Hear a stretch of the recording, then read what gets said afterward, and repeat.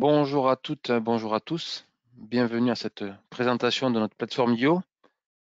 Claude Fabier à la manœuvre ce matin. Je vous propose d'attendre quelques secondes le temps que les derniers participants nous rejoignent et nous pourrons débuter et nous donnerons les consignes. Ouais. On se dit à tout de suite dans quelques secondes.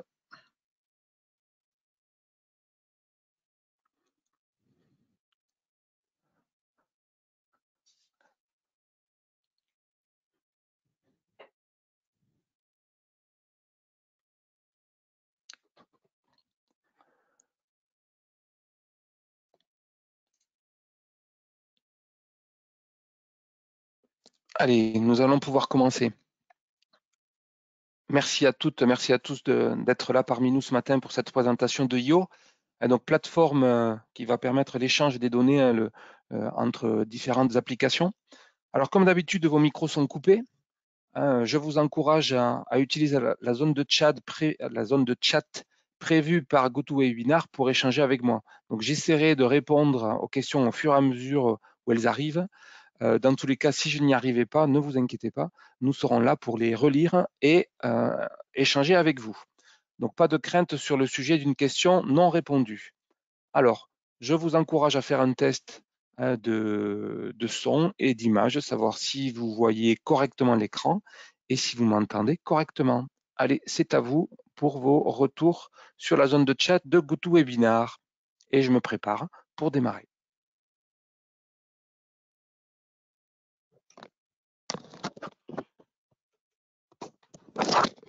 Voilà, donc merci pour vos retours. Donc, a priori, c'est conforme, c'est nickel. Alors, nous y allons donc sur cette démo de notre plateforme IO. D'accord, qui va s'opérer comme d'habitude avec une petite présentation sur un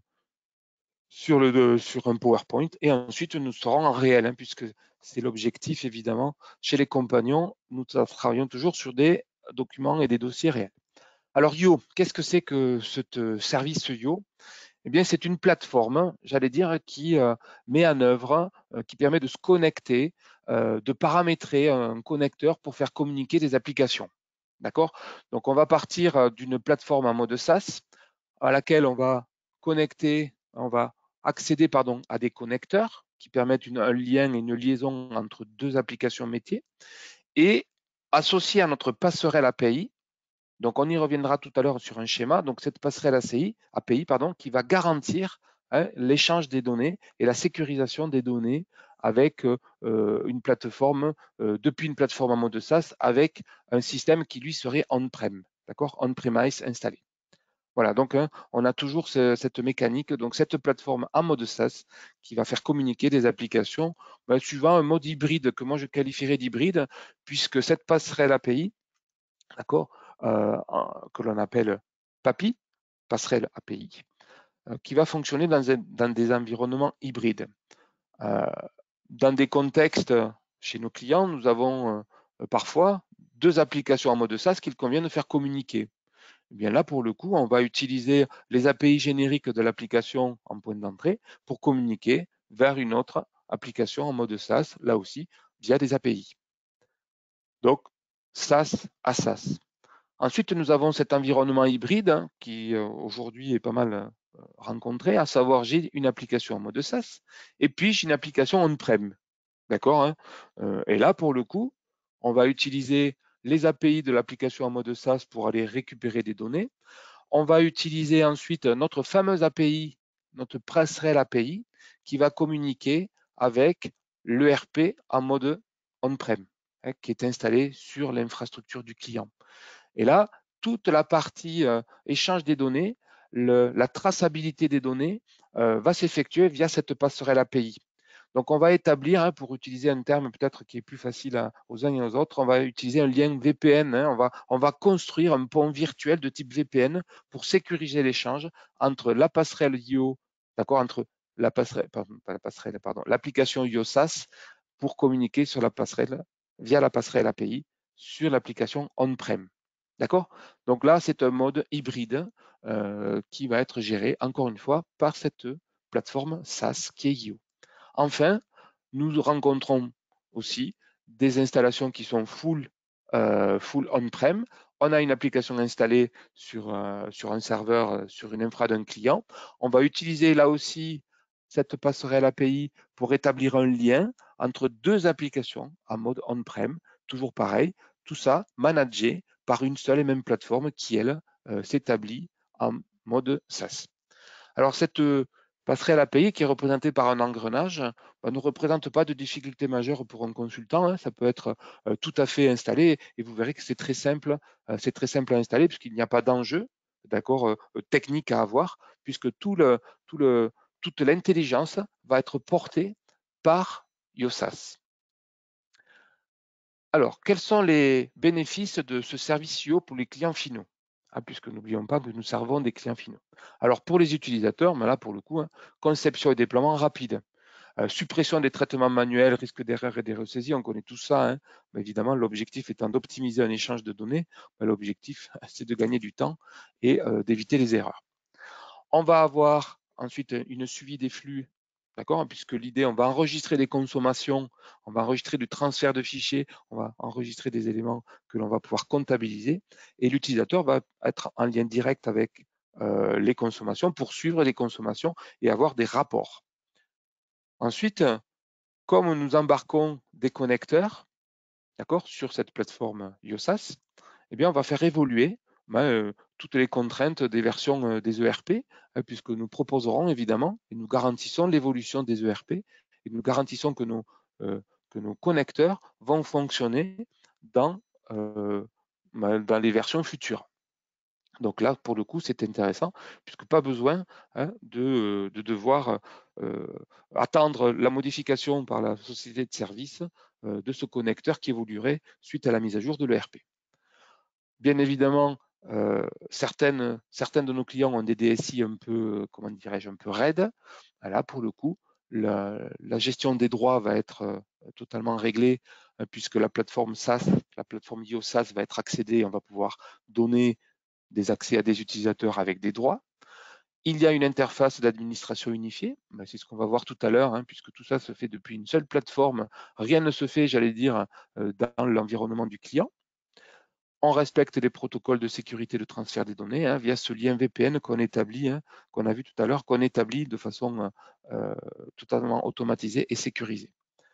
Le transfert de compétences, évidemment, est possible pour l'accès à toute la gestion du monitoring et pour toute la maintenance en autonomie, bien évidemment.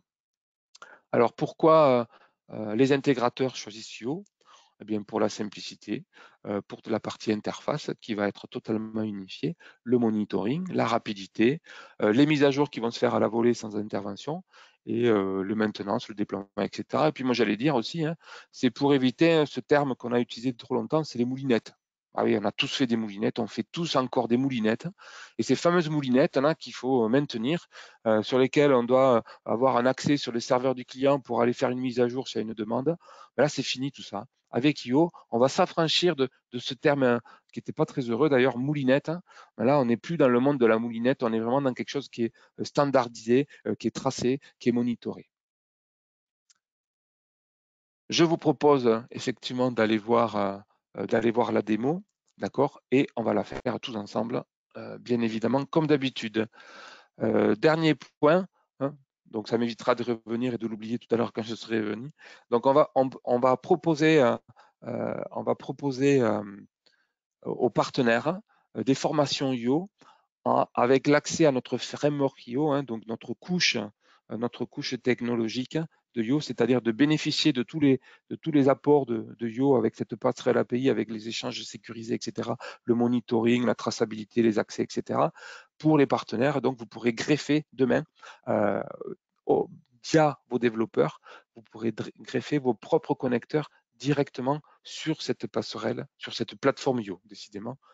Il faut que je fasse attention à mes propos. Donc, la plateforme IO. Pour le coup, nos équipes se tiennent bien évidemment à votre disposition. Allez, allons-y et nous allons, hop là, je vais me connecter à la plateforme de démo, qui est une machine virtuelle pour le coup. Voilà.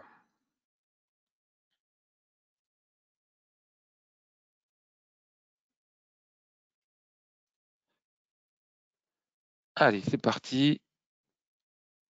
Alors, nous voilà dans notre environnement de test.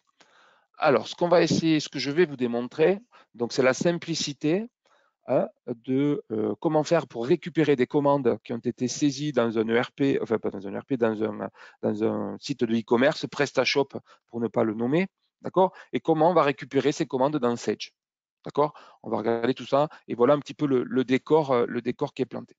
Première chose que je souhaite vous montrer, c'est sur le site FTP, d'accord, de PrestaShop, on a des commandes. D'accord? Ces commandes, elles sont dans un dossier qui s'appelle in. Donc là, pour le coup, hein, on a bien des données qui proviennent de PrestaShop et qui sont mis dans des fichiers CSV directement sur un site FTP. Par ailleurs, on a une gestion commerciale Sage, d'accord, rien de particulier, dans lequel on va trouver ici un environnement de gestion commerciale. L'objectif étant de récupérer de façon automatique les commandes qui ont été saisies sur PrestaShop, mis à disposition par PrestaShop sur un site FTP, c'est d'organiser la récupération de ces données au format CSV et puis, via les objets métiers, venir écrire les commandes directement dans Sage. D'accord? Le contexte, ma foi, est relativement courant. Hein, peut-être vous avez déjà été confronté à ce contexte-là. Ce à quoi vous n'êtes pas confronté, c'est notre plateforme Yo. Cette plateforme Yo, à laquelle on accède évidemment via une authentification et un mot de passe, va nous permettre de paramétrer, d'accord, l'échange de données que l'on va opérer entre le site FTP et Sage. On a un tableau de bord évidemment qui permet de monitorer les traitements, monitorer les flux qui ont été pris en charge. On va trouver aussi toute la partie projet, d'accord? Donc cette partie projet, évidemment, sur laquelle on va retrouver notre traitement de transfert, d'accord, des commandes vers 700. Pour permettre le fonctionnement de cette plateforme, nous allons devoir, ce que j'évoquais tout à l'heure, le fameux service. Ce fameux service, hein, ce service qui va être installé dans l'infra du client, c'est lui qui va faire le lien. C'est ce qui était représenté tout à l'heure sous la forme d'un engrenage. Vous vous rappelez, c'est notre passerelle API. Cette passerelle API, pour être installée, elle est très simple. Hein. On vient ici dans le contexte et on installe ce module-là qui va chiffrer, qui va crypter les données, d'accord, entre la plateforme, d'accord, et l'infra du client.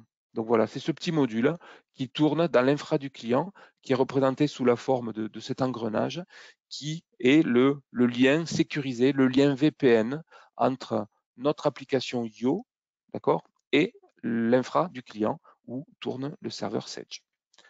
Dans le cas du projet qui nous intéresse, d'accord, on va ici paramétrer ce plugin. Donc ce plugin, vous allez voir qu'il est relativement simple à paramétrer, puisqu'il n'y a rien il n'y a pas de compétences particulières à mettre en œuvre. Donc c'est une succession d'écrans sur lesquels on va intervenir afin de paramétrer, dans un premier temps, où je vais chercher les données, d'accord, où je vais chercher les données, où je vais mettre les données qui vont être récupérées du site FTP. Je vous rappelle, il faut aller chercher les commandes sur le site FTP. Donc on définit un dossier où on va utiliser, que l'on va utiliser pour récupérer, d'accord, les commandes en l'occurrence. Je vais organiser ici la notion d'archivage, puisque évidemment ces commandes-là, je vais les archiver. Donc c'est des fichiers texte, c'est des fichiers plats. Donc dans le cas d'un traitement qui s'est correctement opéré, eh bien, elles vont se déposer dans ce dossier archive. Dans le cas d'une erreur, la commande qui ne serait pas passée, quant à elle, va se retrouver dans ce dossier erreur. D'accord? On va utiliser une ressource, puisqu'il s'agit d'aller chercher sur le site FTP, il s'agit d'aller chercher des données. Eh bien, on va utiliser un connecteur FTP, enfin, pas un connecteur, mais une connexion FTP que l'on paramètre ici. C'est-à-dire que je définis, d'accord, les paramètres de connexion au site FTP pour récupérer les commandes. D'accord? Donc ça, rien de particulier, c'est fourni par le traitement, par le client en général. Évidemment, on va effacer les fichiers après le téléchargement, c'est-à-dire que sur le site FTP, j'efface les fichiers. C'est une case à cocher, vous voyez. Rien de particulier, c'est vraiment très simple. Ensuite, on va ici puisqu'il s'agit pour nous de traiter les commandes, d'accord, je vais dire si ce traitement est actif. Les commandes, je vais les chercher quelque part. Il faut que j'aille sur le site FTP récupérer les commandes qui sont dans un dossier spécifique sur le site FTP. Eh bien voilà, c'est ici que je définis ce dossier. Alors, pourquoi j'ai une case à cocher actif? Bien, tout simplement parce que je pourrais, dans ce projet, gérer plusieurs flux. Je pourrais récupérer les commandes sur le site FTP, je pourrais envoyer de Sage l'état du stock pour le déposer sur le site FTP, je pourrais aussi récupérer le flux des clients, etc. Donc, je pourrais opérer un certain nombre de traitements dans un même projet. D'accord? Voilà pourquoi, et qui se déclinerait sous forme d'onglet ici présent directement sur l'interface. Donc ça, hein, c'est suivant ce que l'on souhaite faire, on va activer ou non des traitements associés dans un même projet. Voilà pourquoi il y a cette case ici qui est active. Maintenant, il faut définir l'accès à la base de données, en l'occurrence à la base de données Sage. Donc, je définis la source de données, je définis ici les accès aux objets métiers de Sage 100 avec le fichier MAE, le fichier GCM, le nom de l'utilisateur et le mot de passe associé, dans le cas, évidemment, puisqu'on va utiliser les objets métiers pour écrire directement dans Sage. Donc là, la source de données, évidemment, elle fait appel à une connexion SQL directement, puisqu'il s'agit de connecter en SQL la base de données. Donc toutes les informations ici, hein, toutes les informations de mot de passe, vous voyez, sont inaccessibles et sont stockées sur l'engrenage. Vous vous rappelez l'engrenage, la passerelle API? Tout ça, c'est stocké et c'est crypté, évidemment, accessible à personne d'autre. Ça ne transite pas et ce n'est pas stocké sur notre plateforme.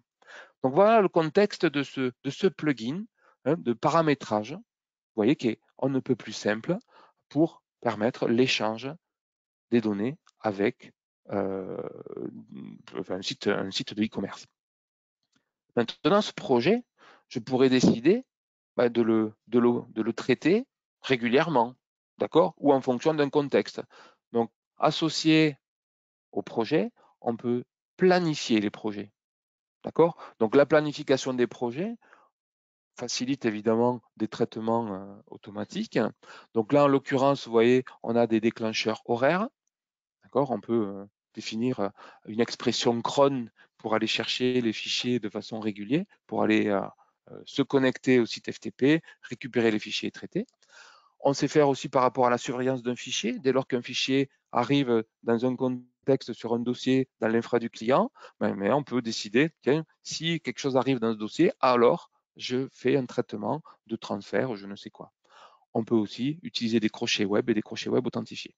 Voilà, donc ça c'est pour la partie planification des projets que l'on va ainsi régulièrement exécuter en fonction du contexte. Donc là, en l'occurrence, sur mon projet, je n'ai pas besoin de le lancer. Hein, on va simplement l'exécuter à la main ici, vous voyez, et on va exécuter le projet immédiatement. Donc ce projet va, dans un premier temps, aller chercher les commandes sur le site FTP et va les supprimer. Alors je vais rafraîchir. Donc voilà, ça y est, hein, des commandes ont disparu du site FTP. D'accord? Elles ont été ensuite déposées dans un dossier ici localement temporaire et la connexion à la base de données a permis la création des commandes directement dans Sage.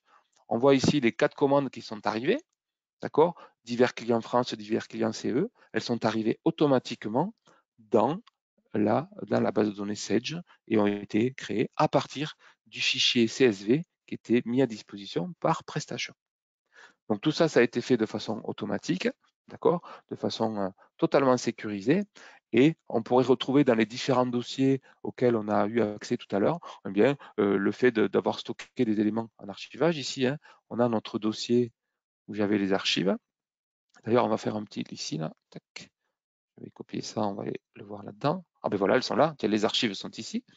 D'accord? Donc tous les documents ont été mis en archive et j'aurais pu avoir éventuellement une erreur, voilà, dans le cas d'une erreur.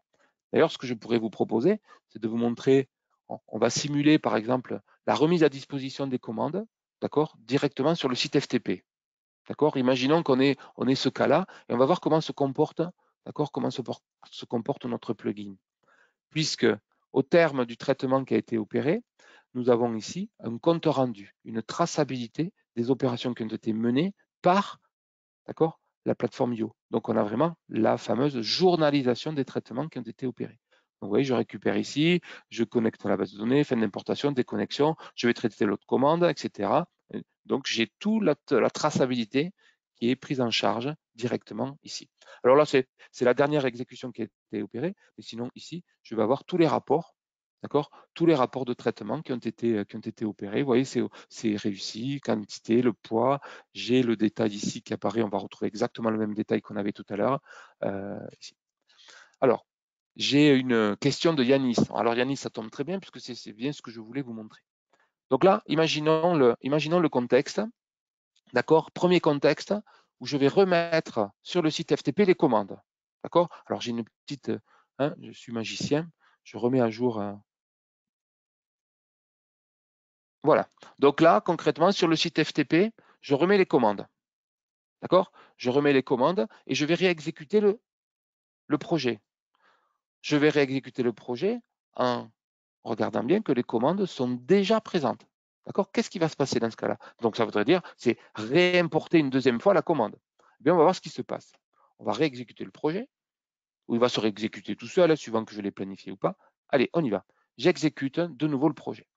Et on va regarder ce qui va se passer. Donc là, pareil, la machine récupère sur le site FTP les commandes, et puis on va regarder un petit peu le traitement qui est en cours. Et là, qu'est-ce qu'on voit? Au niveau du compte rendu, déjà, on voit que c'est rouge. Il y a un échec. Ah, il y a un échec. Pourquoi il y a un échec? Il y a un échec parce que la machine nous dit, il y a déjà, d'accord, la commande a déjà été importée. Donc, on ne va pas la réimporter une deuxième fois, puisque la valeur, évidemment, ce que je ne vous ai pas montré, c'est que la valeur de ce numéro de la commande, c'est une information libre de l'entête du document qui porte cette valeur-là. C'est le numéro de la commande dans PrestaShop. Et donc, pour répondre à ta question, Yanis, qui disait, si la commande est modifiée, peut-on la réimporter, d'accord, directement dans Sage? Oui, on peut la réimporter à la condition que, le document soit supprimé dans Sage, puisque évidemment, nous on fait un contrôle pour ne pas importer deux fois ou plus les documents. Donc toutes ces informations, on les retrouve dans des informations libres ici, d'accord? Donc évidemment, puisqu'il faut avoir, on retrouve ici un commande PrestaShop qui apparaît ici. Donc en l'occurrence, si on veut réimporter une commande modifiée, qu'est-ce qu'il faut faire? Il faut tout simplement effacer dans Sage la commande erronée et puis relancer le traitement d'import pour qu'elle se puisse s'opérer. Ce qui est intéressant là, dans l'exemple que je viens de vous démontrer, c'est que la machine a ce contrôle-là. Elle le fait toute seule. Et là, en l'occurrence, au niveau de la traçabilité, on voit bien que les documents ne sont pas réimportés puisqu'ils existaient déjà. Donc, c'est toute cette notion de monitoring qui peut être opérée, quel que soit l'endroit où on se trouve. On est d'accord pour tout le monde. Cette plateforme IOSAS, on peut l'exécuter partout, depuis n'importe quel contexte, et surtout dans un contexte hors de celui du client. On n'a pas du tout l'obligation d'être connecté chez le client. On est vraiment complètement détaché. D'où la notion de moulinette. Cette moulinette, il n'y a plus besoin de moulinette installée chez le client. On est bien dans quelque chose qui est managé ailleurs, dans un environnement sécurisé, auquel on va pouvoir connecter des utilisateurs. Là, par exemple, on va connecter des utilisateurs de la plateforme, donc des gens qui vont pouvoir s'y connecter, le DSI du client qui peut se connecter, qui, par des droits, va pouvoir accéder à telle ou telle information, accéder à la traçabilité, va pouvoir accéder à l'exécution des projets s'il le souhaite. Donc, il n'y a pas de problème pour utiliser cette plateforme, d'accord, décorrélée du contexte infra du client. Une autre question de Pierrick. Merci Pierrick. La question, est-il possible de développer nos propres traitements? Bien sûr. Donc, c'était l'objet du dernier slide que j'ai présenté tout à l'heure. C'est la capacité à terme que vont avoir les partenaires de développer leurs propres plugins, leurs propres connecteurs pour les ajouter dans l'environnement du client, dans ce contexte-là. Alors, vous voyez, moi, j'en ai plusieurs. On a plusieurs traitements, d'accord? On a plusieurs projets, d'accord? Là, on a un projet de transfert, un transfert de fichiers depuis un site FTP. On a un projet qui concerne d'autres choses avec deux environnements en mode SaaS. Celle-ci qui est un ERP en mode SaaS qui communique vers TED, une plateforme de démat des factures, notre plateforme de démat des factures. Typiquement, voilà, on est dans un contexte, là, vous voyez, dans ce projet, de deux applications en mode SaaS qui vont échanger des données, tout simplement. Alors, Benoît qui me pose une question, qui nous pose une question. Comment fait-on le matching des champs entre la source et la destination? Peut-on fixer des contraintes, des règles de gestion? Oui, Benoît, on peut faire ça. Donc ça, c'est toute la partie effectivement qui va consister à accéder au paramétrage du plugin. Donc ça, aujourd'hui, ça reste une technologie, j'allais dire, qui est à la portée des développeurs, d'accord? Mais oui, évidemment, c'est toute cette idée toute cette intelligence qui va être portée par ce plugin qui pourrait demain être développé par vos équipes directement et intégré directement avec vos propres règles. Donc là, évidemment, vous imaginez bien, on a créé des divers clients ici. D'accord? C'est l'utilisation de clients divers parce que c'est le contexte qui a été fait chez le client. On a aussi au niveau des les clients directs sont traités dans des informations libres et dans les adresses de livraison. D'accord? Tout ça, toutes ces règles ont été mises en œuvre directement dans le plugin par un paramétrage, par un développement. OK? Mais c'est possible de faire un mouton à 5 pattes à la rigueur et puis surtout de bénéficier de cet environnement de traçabilité et de suivi qui est ça. Alors, Julien me pose une question. Quel est le langage utilisé pour faire ces modules? Alors, sous réserve ou sous validation, je vais le noter, c'est fait en C#. D'accord? Donc, c'est le langage de Windows, je crois, de Microsoft, je ne sais pas exactement. Voilà, c'est du C#. On s'arrête là. Donc, si tu as besoin de précision, donc on sera toujours attendre de te donner des précisions dans le langage de développement, mais c'est ce langage qui est utilisé. Alors, y a-t-il d'autres questions? Est-ce que j'étais clair? Voilà, donc hein, cette plateforme, d'accord, qui va stocker les plugins. Et puis l'avantage d'utiliser des connecteurs déjà pré-paramétrés, et c'est l'idée aussi de notre côté, c'est de mettre à disposition des connecteurs qui vont pouvoir être utilisés directement et interfacés, et pour permettre à des utilisateurs ou à des consultants allés un peu éclairés de mettre en œuvre un process d'échange de données, de faire communiquer un PrestaShop avec un 700. On a vu, hein, c'est pas très compliqué finalement, hein, dès lors que le contexte a été bien défini, le plugin a été clairement identifié pour fonctionner de telle façon. À ce moment-là, on peut tout à fait le mettre en œuvre et le déployer automatiquement dans l'environnement du client. Alors Jean-Pierre, oui, est-ce que le même type de connecteur existe-t-il pour la comptabilité, l'intégration des écritures comptables ou les relevés bancaires par exemple? D'accord? Donc oui, Jean-Pierre, il est tout à fait possible de faire ce type de plugin. D'accord? Aujourd'hui, par le biais de nos équipes, de même par le biais de vos équipes de développement, si vous en avez, donc à voir comment se positionner. Mais oui, ce sera tout à fait possible. Alors, ça répond à la question de Sylvain. Donc Sylvain, qui développe les plugins? C'est vous, pour l'instant, c'est nous. D'accord? Puisqu'on a quand même une compétence. Et puis pour nous, l'enjeu, c'est de mettre à disposition un parcours de formation qui soit suffisamment riche pour que vos équipes puissent prendre la mesure et j'allais dire, toute la technologie de Yo. Mais oui, ça, c'est bien notre idée, c'est bien notre souhait que de vous déporter toute la partie du process, en fait. Hein. Alors, Johan qui pose une question. Claude, peut-on enchaîner 2 projets en fonction du succès du premier? Alors là, Johan, tu me poses une colle. Alors peut-être que le paramétrage du plugin pourrait être tout à fait porter cette contrainte, d'accord, directement dans le paramétrage du projet lui-même. D'accord? C'est-à-dire que par rapport au développement qui en serait fait, d'accord, ce serait de pouvoir traiter ce cas-là. Tu fais cette opération, si cette première opération a été définie.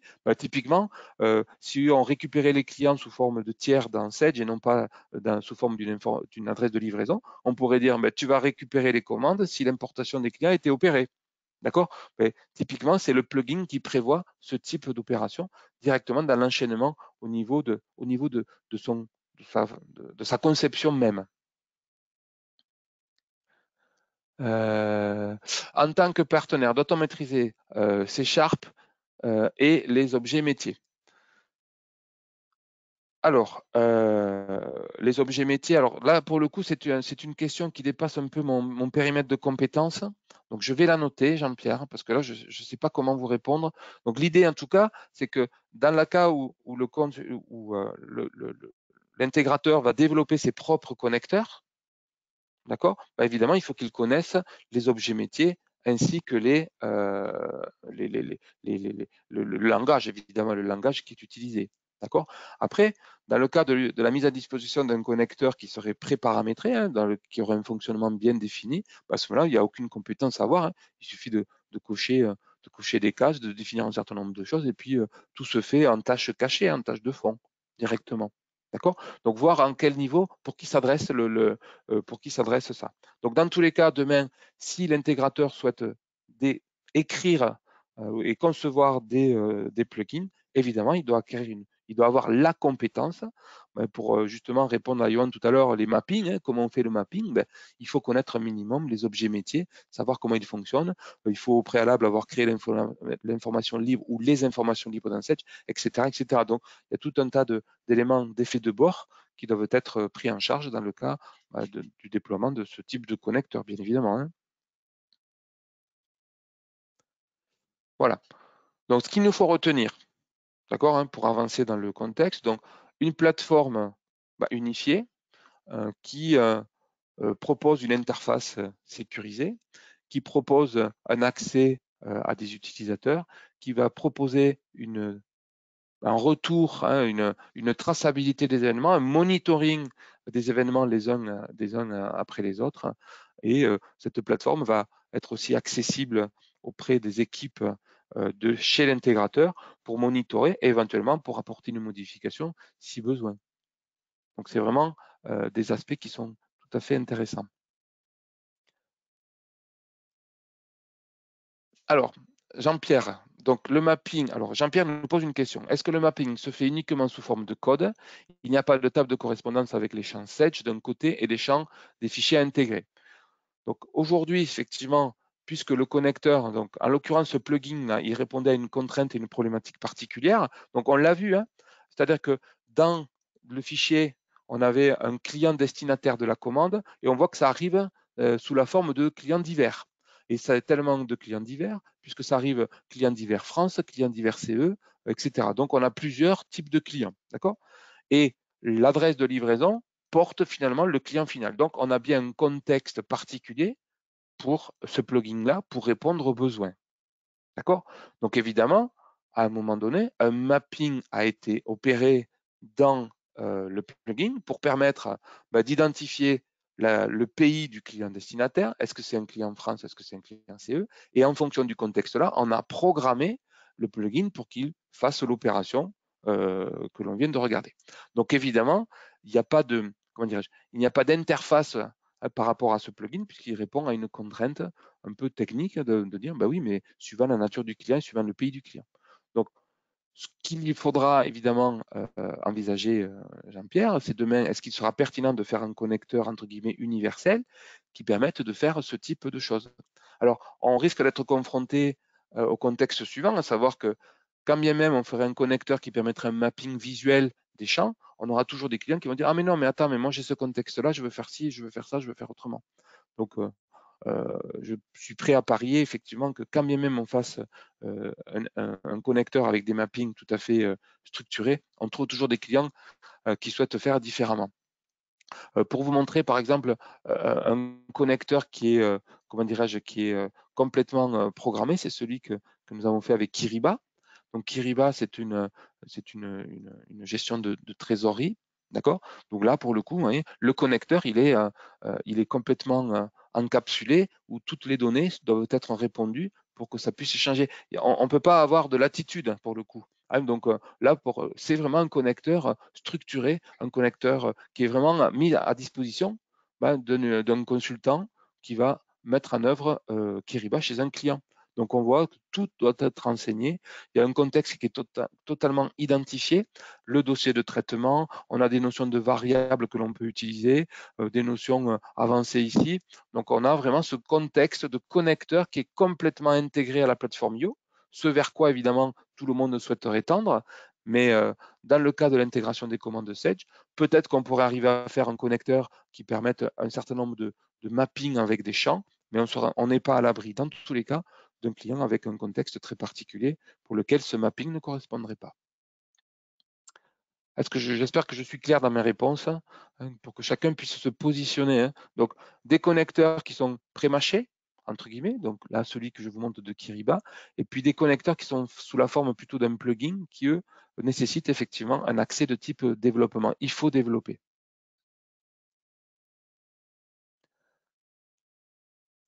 Alors, Julien, est-il possible d'avoir un accès de démo pour faire quelques tests avec la base Bijou et éventuellement pouvoir montrer l'interface à des clients prospects? Oui, tout à fait. On pourrait envisager de monter une plateforme de démo, bien évidemment, euh, pour que vous puissiez montrer à vos clients éventuellement dans un contexte pareil, tel que celui que je viens de vous démontrer. Hein. Bien sûr, on pourrait tout à fait le faire. Pour le coup, là, il faut prendre contact avec nos équipes commerciales et techniques pour organiser cette mécanique. Hein. Ça peut être sympa, bien sûr, tel que moi je vous l'ai montré. Et puis après, travailler effectivement sur ce transfert de compétences auprès des équipes, vos équipes de développement, pour que vous puissiez prendre la mesure et développer des connecteurs. Alors, y a-t-il d'autres questions ou remarques? Pour l'instant, non.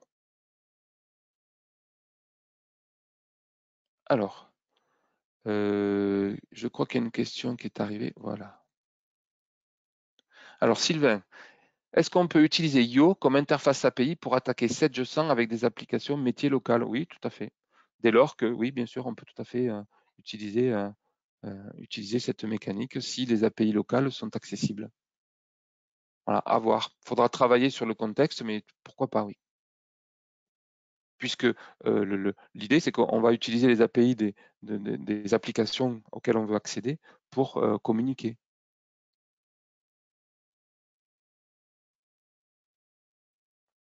Alors, peut-être là, ce que je pourrais vous demander, tiens, puisque je vois qu'il y en a qui sont actifs, qui serait prêt à former ces équipes là pour concevoir un petit sondage là à chaud? Qui serait prêt à former ces équipes sur l'utilisation et la conception de connecteurs au sein de Yo? Allez, qui c'est qui serait prêt à faire ça? Ah, j'en ai un déjà. Gaël, bravo, moi, un. Alors, Johan, je suis sûr que tu serais prêt, toi. Voilà.